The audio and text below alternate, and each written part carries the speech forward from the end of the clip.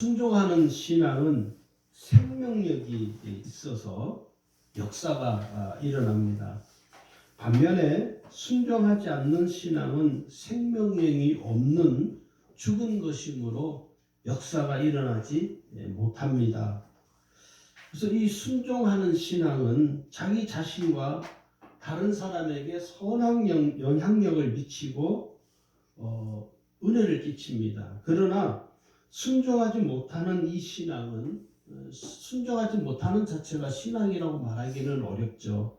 순종하지 못함으로 인해서 자기 자신도 유익하지 못하지만 다른 사람에게도 큰 악영향을 끼치게 됩니다. 예수님께서 이 바리새인 서기관들을 향해서 진노하시는 이유 중에 하나가 그 이유이기도 합니다.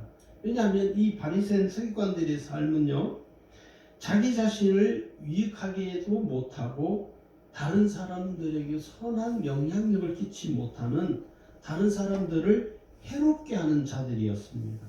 그래서 그들의 신앙에 대해서 예수님이 뭐냐면 죽었다 그렇게 표현을 하는데, 이 죽었다라는 표현을 어떻게 예수님이 하시냐면 회칠한 무덤과 같다라고 말씀을 하시는 것입니다. 우리가 잘 아는 것처럼 무덤이라는 것은 잘 그렇잖아요. 속은 썩은 시체로 가득하고 겉은 아주 잘 이렇게 포장이 되어 있죠. 이 순종하지 못하는 신앙을 가리켜서 우리는 회칠한 무덤과 같은 죽은 신앙이라고 말을 하는 것입니다.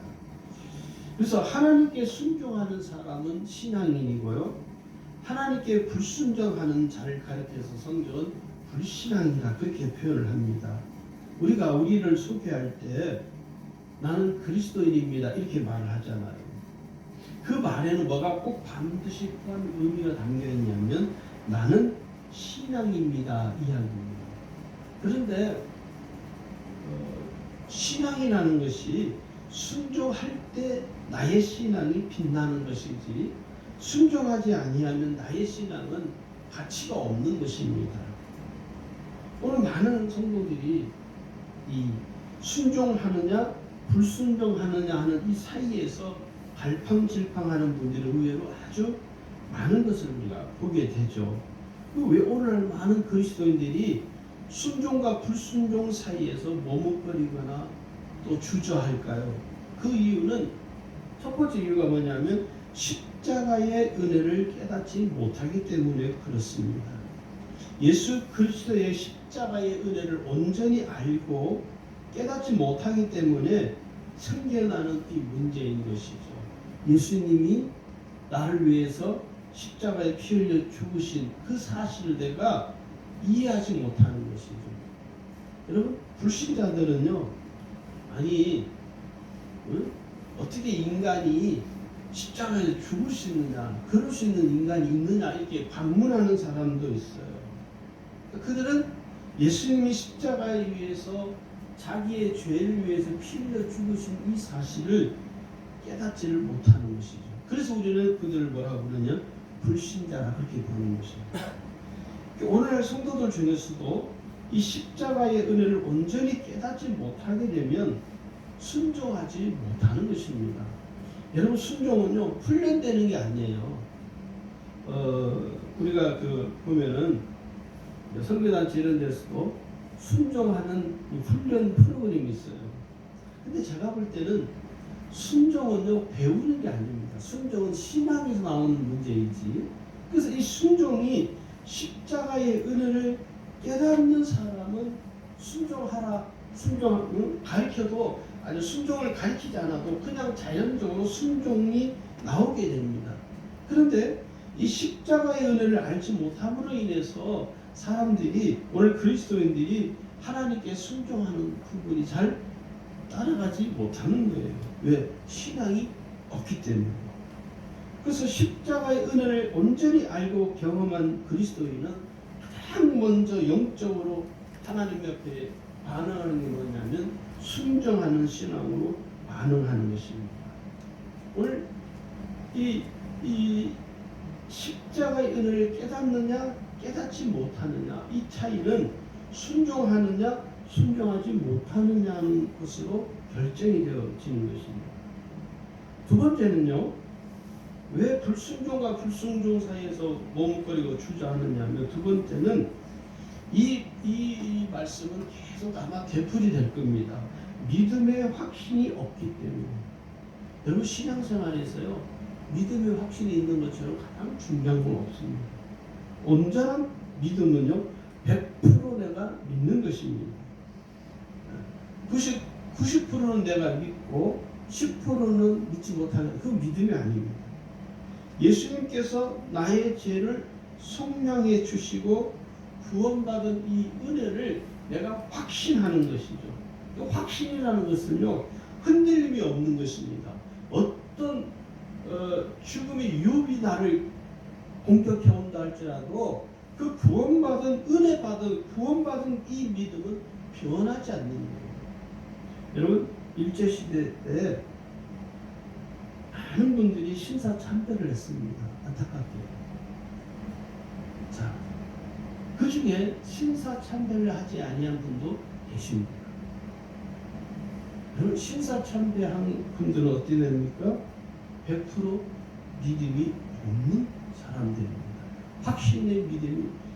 믿음의 확신이 없는 사람입니다. 우상에게 절을 한 것이죠. 그래서 신사참배한 자들은요, 지옥 가는 거예요. 나중에 우리가 천국에 가서 보겠지만, 여러분, 신사참배한 자들은요, 그곳에 올 수가 없습니다. 북한에 가서 목사들이 또는 그리스도인들이 평양을 가서 김일성 동상에 절을 하는 자들이 있어요. 어떻게 될까요? 우상에게 절을 한 자. 왜 그럴까요? 믿음의 확신이 없어서 그런 것입니다. 여러분, 이번에 안타깝게 며칠 전에 여러분, 어느 정치인이 여러분, 교인이세요. 장로라고 하는 분이에요. 불교에 가서 뭐 한 줄 아세요? 한심스러워요. 그런 분이 장로랍니다. 불교에 가서요, 합장을 하고 불교 거기다가 이게 소원을 쓰는 게 있어요.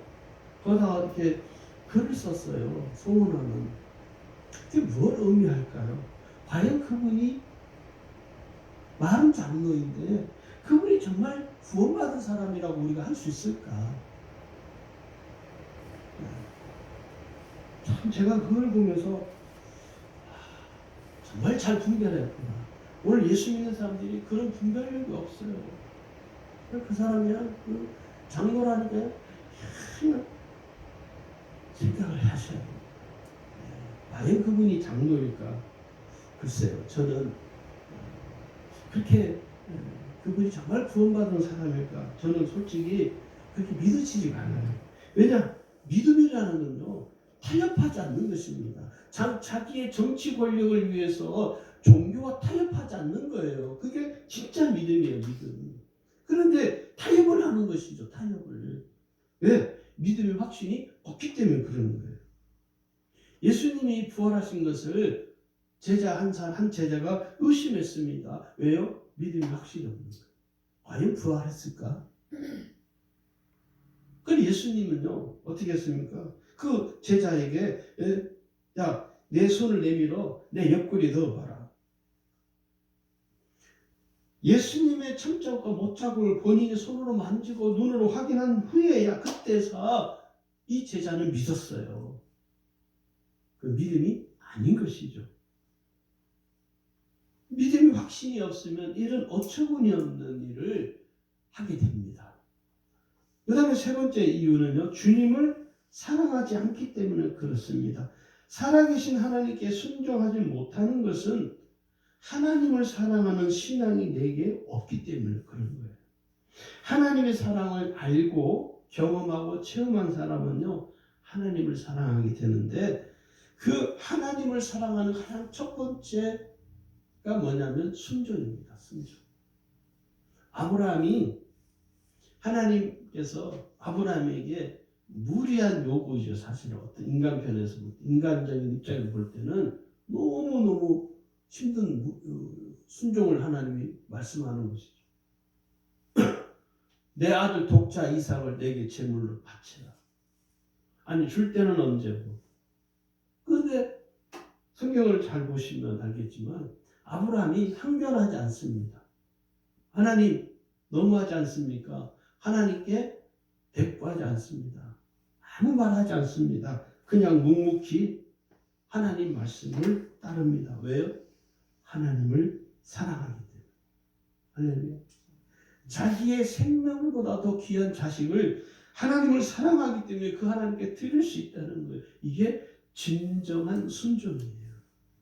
그러니까 하나님을 사랑하는 자는요, 자기의 목숨이라도 하나님께 내어드릴 수 있는 이게 순종이라는 거예요. 여러분 자식은 나의 생명과 같은 거잖아요. 내 자식을 하나님께 드린다? 내 생명을 드리는 것이거든요. 왜? 하나님을 나는 내 생명보다 더 귀하게 여기고 하나님을 나는 내 생명을 다해서 사랑하기 때문에 얼마든지 하나님 말씀에 내가 순종할 수 있다는 거예요. 신약에 가면 여러분 예수님이 똑같은 말씀을 하세요. 요한복음 14장 23절을 보시면 예수님이 이렇게 말해요. 사람이 나를 사랑하면 내 말을 지키니 내 아버지께서 저를 사랑할 것이요. 24절 나를 사랑하지 아니하는 자는 내 말을 지키지 아니하느니 너희의 듣는 말은 내 말이 아니요 나를 보내신 아버지 말씀이니라. 나를 사랑하지 아니하는 자는 내 말을 지키지 않는다는 거예요. 역설적으로 말해서 나를 사랑하는 자는 내 말을 지킨다는 것이죠. 그러니까 하나님을 사랑하는 자는 하나님께 순종할 수 있고 하나님을 사랑하지 않는 자는 하나님께 순종을 못한다는 거예요. 이게 오늘 우리에게 주는 시사하는 바가 큽니다. 성경을 보면요, 순종의 삶을 산 인물들이 몇 분이 계십니다. 그 첫 번째 인물 중에 한 사람이 아브라함이죠. 아브라함. 우리는 아브라함을 이렇게 부르죠. 믿음의 조상. 교회 학교 아이들이 부르는 노래가 있어요. 믿음의 조상 아브라함은. 어렸을 때부터 아브라함이 믿음의 조상이라는 사실을 우리는 배우고 자라죠. 왜요? 그 아브라함은 순종하는 신앙을 통해서 하나님께 자기의 믿음의 크기를 보인 거예요. 성경을 오늘 우리가 읽은 본문에도 보면 아브라함을 가리켜 신앙이라고 표현을 해요. 그죠? 여기 창세기 22장 여러분 12절을 보시면 같이 보실까요? 거기 왜 이렇게 말해요? 사자가 이랬을 때 그 아이에게 내 손을 대지 말라. 그에게 아무 일도 하지 말라. 내가 내 아들 내 독자까지도 내게 아끼지 아니하였으니 내가 이제야 내가 하나님을 경외하는 줄을 아는다. 아브라함의 이 순종은요, 하나님 보시기에 하나님을 경외하는 신앙이었다는 거예요. 그래서 순종은요, 신앙이라고 표현하는 거예요. 히브리 11장 8절에 보니까 믿음으로 아브라함은 부르심을 받았을 때에 순종하여 장래의 유업으로 받을 땅에 나아갈새 갈 바를 알지 못하고 나아갔다. 또 순종의 삶을 산 인물이 또 있죠. 여러분 잘 아시는 노아이에요. 노아는요, 순종하는 신앙을 통해서 하나님께서 방주를 예비하라고 말씀하실 때 그 말씀에 온전히 순종함으로 해서 모든 세상 사람들이 그를 비웃었습니다. 조롱했습니다. 멸시했습니다. 왜? 그 시대에는요, 방주라는 것을 사람들이 본 적이 없어요. 방주가 뭐냐? 배잖아요, 배. 그렇게 어마어마한 배를 본 적이 없습니다. 그래서 사람들이 멸시하는 거예요. 어리석다고. 응? 왜 저런 짓을 하는지. 그런데 하나님 말씀에 순종하여 그 방주를 예비한 이 노아를 하나님은 순종할 사람이라 그렇게 불러요. 또 세 번째 베드로가 있습니다. 여러분 베드로 한때는 주님께 순종했던 인물이에요. 밤이 새도록 물고기를 한 마리도 잡지 못한 이 베드로가 예수님이 오셔서 예수님이 말씀하시죠. 깊은 데로 가서 그물을 내려 고기를 잡으라. 우리가 상식적으로 생각해 보면 예수님은 어부가 아닙니다. 베드로는 생업이 어부였어요. 태어나면서부터 이 바다 물길을 너무 잘 아는 그런 어부였습니다. 고기를 잡는 데 있어서는 예수님보다도 이 베드로가 아주 도사였습니다. 그런데 이 베드로가 밤이 새도록 고기를 잡지 못했는데 예수님 오셔서 그물을 내려 고기를 잡아라. 깊은 데로 가서 그물을 내려라. 판단할 수 있잖아요. 아유 주님, 제가 이래봬도 태어나면서도 어부로 태어난 사람입니다. 무슨 말씀이십니까? 항변할 수 있는데 그러지 않아요. 거기 누가복음 5장 5절에 보시면요, 이렇게 말해요. 우리들이 밤새도록 밤이 새도록 수고하였으되 잡은 것이 없지만은 말씀에 의지하여 내가 그물을 내리리이다. 말씀에 의지해서 순종했다는 것이죠. 그렇게 하니까 어떤 일이 벌어집니까? 고기를 잡으면 이제 힘이 많아 그물이 찢어졌다고. 찢어지는지다. 찢어질 정도로 고기를 많이 잡게 됐다. 왜요? 예수님의 말씀에 의지하여 그물을 내린 베드로, 순종한 그 베드로에게 주님은 은혜로 역사해 주시는 거죠. 그러니까 이 아브라함이나 노아나 베드로가 온전히 순종함으로써 어떤 일이 경험하게 됩니까? 하나님의 은혜를 경험하고 체험했다는 거죠. 그러니까 순종하는 사람만이 할 수 있는 은혜이죠. 순종하지 못하면 이런 은혜는 경험할 수가 없다는 거예요. 오늘 우리가 그러잖아요. 하나님의 은혜를 풍성하게 경험하고 싶다. 오늘날 성도들이 은혜를 경험하고 체험을 하고 싶은데 순종은 하기 싫은 거예요. 그 심보가 틀린 거죠. 여러분, 하나님의 은혜를 경험하고 체험하시려면 제일 먼저 전제가 되는 게 뭐냐? 순종하셔야 됩니다. 할렐루야. 순종하셔야 돼요. 순종하지 못하면요, 이 은혜는 경험되어지지가 못합니다. 그래서 하나님은 공의의 하나님이신 거예요. 왜 우리가 이 순종하는 신앙이 중요하냐면, 하나님께서는요, 순종하는 신앙으로 사는 성도에게만 관심을 갖고 계십니다. 여러분, 우리가 학교 공부를 다 하셨잖아요. 학교에서 선생님들이 어떤 학생을 가장 좋아할까요? 어떤 학생을 가장 좋아할까요? 공부를 잘하고 선생님 말을 잘 듣는 학생을 좋아합니다. 여러분 자식이, 자녀가 하나 있는 사람은 모르겠어요. 둘이나 셋 있으면 여러분 자식이 다 똑같습니까? 그렇지 않습니다.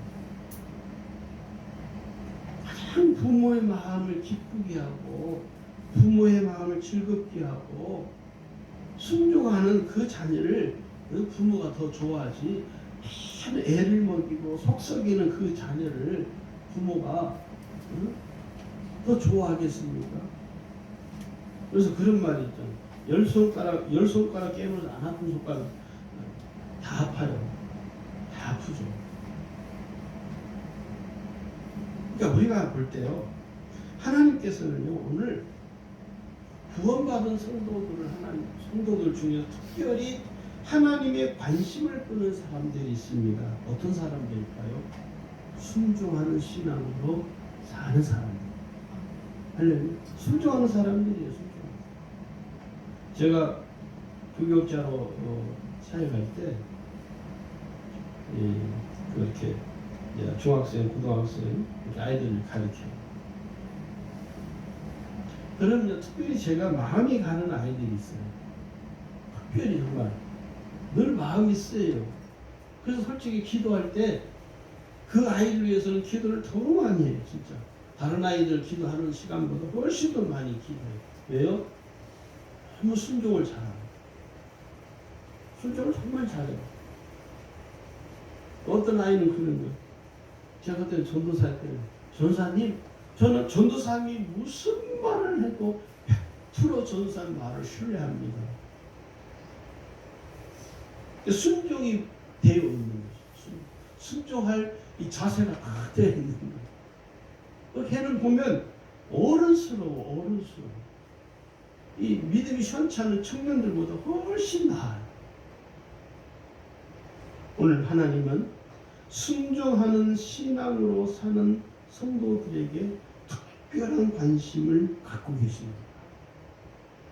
이 왜 우리가 그러면 순종하는 신앙이 중요하냐면 첫 번째는요. 아까도 말씀드렸는데 하나님을 경외하는 신앙이기 때문에 그렇습니다. 아브라함이 그랬죠. 하나님 보시기에 아브라함을 하나님을 경외하는 자로 하나님이 보신 거예요. 그래서 하나님이 이 아브라함을 축복할 수밖에 없는 이유가 되는 것입니다. 왜? 그는 하나님을 경외하는 신앙을 갖고 살기 때문에 자기 생명을 들여서 자기 생명과도 같은 아들을 제물로 드리면서까지 하나님께 순종을 했거든요. 목숨을 걸고 순종했거든요. 왜? 그게 그의 신앙이었다. 그래서 하나님이 창세기 22장 17절 18절에 어마어마한 복을 줄 수밖에 없는 거예요. 그래서 하나님이 그에게 복을 주시면서 뭐라고 말씀하냐면 내가 나의 말을 준행하였습니다. 내가 나의 말을 네가 나의 말에 철저히 순종했다는 거예요. 너가 내 생명을 다하면서까지 내 말에 순종하였으니 내가 너를 축복하지 아니할 수 없다는 거예요. 이게 순종하는 신앙의 모습인 것입니다. 두 번째는요. 왜 순종하는 신앙이 중요하냐면 하나님께 대한 믿음과 사랑의 표현이기 때문입니다. 순종하는 신앙은요. 하나님을 의지하고 믿는 성도가 지니고 있는 가장 중요한 마음과 태도이죠. 하나님을 사랑하고 의지하는 만큼 내가 순종할 수 있습니다. 내가 하나님을 의지하니까 나는 100% 하나님을 의지하니까 내가 하나님께 순종할 수 있지. 나는 하나님을 별로 의지할 마음이 없어. 그리고 그 사람은 하나님을 순종하지 않습니다. 하나님께 의지하는 마음, 그 신앙이 시원찮기 때문에 하나님께 순종하는 이 신앙도 시원찮게 나타나는 거예요. 히브리 11장 7절 8절에 이렇게 말합니다. 노아가 믿음으로 아직 보지 못하는 일에 경고하심을 받아 경외함으로 방주를 예비하여 그 집을 구원하였으니 믿음으로 아직 보지 못하는 거예요. 아직 눈에 보이지 않는, 보여지지 않는 거예요. 사실은 이게 머리로도 이해되지 않는 것이에요. 사실 그 당시에 방주를 예비한다고는요. 한 적이 있어야, 한 번은 무슨 선례가 있어야 이것을 가늠을 할 수 있는데 이건 가늠이 안 되는 거야. 이 측량 자체가 안 되는 거예요. 도대체 방주가 지어서 어떻게 되는 거예요? 이게 사람의 이성적인 생각으로 이게 가늠이 안 되는 거예요. 그런데 노아는 어떻게 했습니까? 믿음으로 하나님 말씀을 따라 순종한 거예요. 모든 사람들이 비웃고야 멸시하는데도 불구하고. 그러니까 이 순종하는 신앙으로 사는 사람은요. 현실 세계, 육신의 세계에 눈에 보이는 것을 쫓아가는 것이 아니라 눈에 보이지 않는 이 영적 세계의 흐름을 잘 이해해서 하나님 말씀을 내가 의지해서 왜? 하나님을 사랑하니까 하나님을 향한 나의 믿음과 나의 사랑의 표현이 순종으로 나타나는 것입니다. 그래서 신앙이 깊은 사람일수록 순종을 잘하는 거예요. 신앙이 깊어지면 깊어질수록 순종하는 신앙이 더 강해집니다. 할렐루야. 오늘 내가 하나님께 얼마나 순종할 수 있는가를 보면 내가 하나님을 얼마나 사랑하는가를 알 수가 있습니다. 할렐루야. 세 번째는요. 삶의 토대와 기초가 견고하기 때문입니다. 순종하는 신앙은요. 내 삶의 토대와 기초가 견고하게 됩니다. 이 순종하는 신앙은 신앙생활의 토대가 견고해져요. 기초가 견고해진다는 것이죠. 반면에 불순종하는 사람은요. 신앙이 오래 못 갑니다. 신앙이 들쭉날쭉해요. 신앙이 기초가 없기 때문에 이게 자기의 감정에 따라서 신앙이 좌지우지가 돼요. 여러분 건물을 지을 때 기초가 튼튼한 건물이 무너지지 않잖아요. 오래전이죠. 삼풍백화점 기억나시죠? 무너졌잖아요. 건물이 그 건물이 백화점이 무너질 수 없는 건물인데 기초가 튼튼하지 못하니까, 그리고 그 기초가 이렇게 해놓은 이 토대를 해놓은 건물들을 임의대로 자꾸 만지고 하니까 그냥 그러니 건물이 견뎌납니까? 똑같습니다. 신앙도 기초가 없는 신앙은요, 믿음이 흔들려요. 그래서 어떤 때는 믿음이 있는 것 같기도 하고, 어떤 때는 믿음이 없어요. 이게 믿음이 이게 들어갔다 나갔다 하는 거예요. 그런데 순종하는 신앙으로 딱 이 신앙이 견고한 사람은요, 흔들리지 않습니다. 그래서 여러분, 역사가 오래된 교회들, 한 100년, 100년 정도 되는 교회들은요, 담임 목사가 바뀌어도 흔들림이 없어요. 견고합니다. 그런데 이제 교회 생긴 지 우리 교회에 한 30년밖에 안 됐어요. 한 10년, 20년 이렇게 된 교회들은요, 담임 목사가 바뀌면은 교인들이 난리가 아니에요. 왜 그래요? 기초가 안 돼 있어요. 교회가 마찬가지입니다. 제가 전에 있었던 교회는요, 몇 년 전에 60주년이 되는 그 행사를 했어요. 그래서 특별히 유기성 목사님 오신다고 그 69년 행사할 때 유 목사님 오셔가지고 부흥회를 하고, 저도 갔어요. 가서 보니까 한 3분의 2는 제가 모르는 사람들. 그런데 3분의 1은 여전히 60년 동안 세워진 교회이기 때문에, 제가 그 교회를 떠나온 지가 20년이 지났는데도 가서 보니까 그분들이 여전히 교회를 지켜요. 할머니 때부터 엄마 아버지 때부터 그 자녀들까지 보통 3대 4대가 한 교회를 지키고 있는 거예요. 그러니까 교회가 60년이 지나도 든든히 세워져 가는 거예요. 그러니까 우리 교회도 한 60년 되면은 그렇게 될 거예요. 견고해지는 거예요. 견고해지는 거예요. 그런데 이제 한 10년, 20년 된 이 교회들은요, 목사가 바뀌면 그냥 난리가 아니에요. 난리. 왜? 기초가 없기 때문에. 기초가 없기 때문에. 여기 오늘 마태복음 7장 24절 25절 이렇게 말합니다. 누구든지 나의 이 말을 듣고 행하는 자는 그 집을 반석 위에 지은 지혜로운 사람 같으니, 비가 내리고 창수가 나고 바람이 불어 그 집에 부딪히되 무너지지 아니하니. 견고한 믿음을 이야기하는 것이죠. 네 번째는요, 하나님의 뜻에 따른 올바른 삶의 방향이 생기게 됩니다. 순종하는 신앙으로 살면 하나님의 뜻에 따른 나의 삶의 방향이 결정이 되어져요. 그래서 순종하는 신앙으로 사는 성도들은 하나님의 뜻을 따르는 삶을 살아가게 됩니다. 이게 쉬울 것 같죠? 결코 쉽지 않습니다. 하나님의 뜻을 따르는 삶을 살지 못하면요, 순종하지 못하고요, 하나님의 뜻을 따르는 삶을 사는 성도들은요, 순종하는 게 훨씬 편합니다.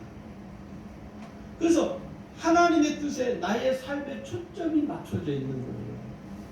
그래서 하나님 뜻에 나의 삶의 초점이 맞춰져 있어서 하나님 뜻에서 나의 삶이 벗어나면 언제든지 나의 삶을 놓을 수 있는 거예요. 이게 순종에서 나오는 거예요. 성도들이 하나님의 뜻에 삶의 방향이 맞춰지지 못하면요, 자기 고집을 못 꺾습니다. 버려야 할 것을 못 버려요. 놓아야 될 것을 못 놓아요. 아까워서 벌벌 떠는 것이죠. 여호수아에게 하나님 말씀이에요. 여러분, 여호수아는요, 모세의 뒤를 이어서 이스라엘의 두 번째 지도자가 되었잖아요. 그런데 그 여호수아에게 두려움이 있는 거예요.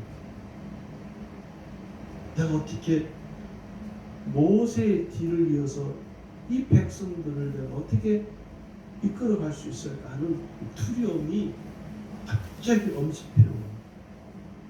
그때 하나님이 여호수아에게 말씀합니다. 여호수아 1장 7절에 보면 오직 너는 마음을 강하게 하고 극히 담대하여 나의 종 모세가 내게 명한 율법을 다 지켜 행하고 좌로나 우로나 치우치지 말라. 그리하면 어디로 가든지 형통하리니. 여기 하나님 뭐라면 모세가 내게 명한 율법을 다 지켜 행하고 이렇게 말합니다.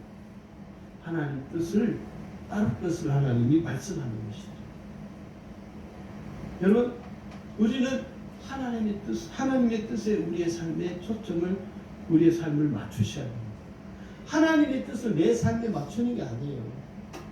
그런데 우리는 우리 자신도 모르게 자꾸 뭐가 되냐? 하나님의 뜻을 내 삶에 맞추라고 해요. 그 삶은 잘못된 삶이에요. 그래서 순종하지 못하는 거예요. 내가 내 삶의 초점을 하나님의 뜻에 딱 맞추고 살면 순종 못할 게 없어요. 그게 가장 하나님 뜻입니까? 하나님의 뜻에 나의 삶이 맞춰져 있기 때문에 순종 못할 이유가 없는 거예요. 그냥 순종이 자동적으로 나오는 게 되는 것이죠. 다섯 번째는요, 순종하는 신앙은 내 영혼을 거룩하게 만듭니다. 영혼을 거룩하게 하는 거예요. 순종하는 신앙은 나의 영혼을 거룩한 능력을 힘있게 만듭니다. 그래서 이 순종하는 신앙은 어떤 믿음이냐면 절대적 믿음이에요. 하나님을 100% 신뢰하는, 하나님만 온전히 신뢰할 수 있는 절대적 믿음이라고 그럽니다. 이런 믿음을 가진 사람은요, 세상이 두렵지 않습니다. 비록 내게 내 손에 쥐어진 것이 없다 할지라도 두려워하지 않아요. 베드로전서 1장 22절에 이렇게 말해요. 너희가 진리를 순종함으로 너희 영혼을 깨끗하게 하여 거짓이 없이 형제를 사랑하기에 이르렀으니 마음으로 뜨겁게 서로 사랑하라. 진리를 순종함으로 너희 영혼을 깨끗하게 하라는 거예요. 그러니까 내가 하나님 말씀을 순종하면요, 내 영혼이 거룩함을 힘입는 것입니다. 영혼이 거룩하지 못하면 여러분 순종할 수가 없습니다. 영혼이 거룩한 사람이 순종할 수 있는 거예요. 여러분, 자기 생각이 거룩하지 못한 것이고, 자기 주장 거룩하지 못한 것이고, 자기 고집 거룩하지 못한 것이고. 그러니까 자기 주장과 자기 생각과 자기 고집으로 가득한 채 사는 사람은요, 거룩하지 못하기 때문에 뭐가 안 됩니까? 하나님께 절대 순종하지 않습니다. 자기 핑계를 합리화하는 것이죠. 자기 삶의 합리화가 되는 것이 문제가 아니라 거룩하지 못한 심령이기 때문에 하나님께 순종할 수가 없는 것입니다. 여섯 번째는요, 순종하는 신앙은 예배와 동일합니다. 지금 우리가 예배를 드리잖아요. 여러분, 예배는요, 순종이 없는 예배는 껍데기, 죽은 거예요, 죽은 거. 응? 죽은 신앙이에요. 그래서 이 순종하는 신앙과 예배하는 신앙은 하나님께서 가장 기뻐 받으시는 것입니다. 예배가 안 되는 사람은요, 순종하는 신앙으로 살지 못합니다. 순종하는 신앙으로 살지 못하는 사람은요, 예배하는 신앙도 못합니다. 왜냐? 하나님의 임재를 경험하는 것이 예배잖아요. 그러니까 하나님의 임재를 경험하는 이 은혜가 없으면요, 순종이 안 나오는 것입니다. 그런데 하나님의 임재를 경험하는, 예배하는 신앙이 되는 사람은요, 순종하는 신앙으로 나타나요. 왜? 예배와 순종은 동격이에요. 동격. 사울 왕이 하나님께 예배드렸습니다.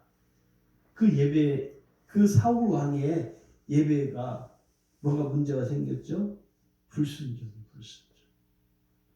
그래서 하나님이 그 사울의 예배를 받지 않으신 거예요.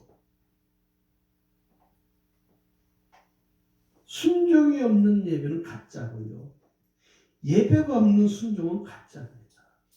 서로 분리될 수 없는 문제예요. 그래서 예배 신앙이 되는 사람은요, 순종하는 신앙으로 나타나고요, 순종하는 신앙이 되는 사람은 예배 신앙으로 살게 돼요. 이 두 개는요, 항상 같이 합니다. 따로따로 될 수가 없어요.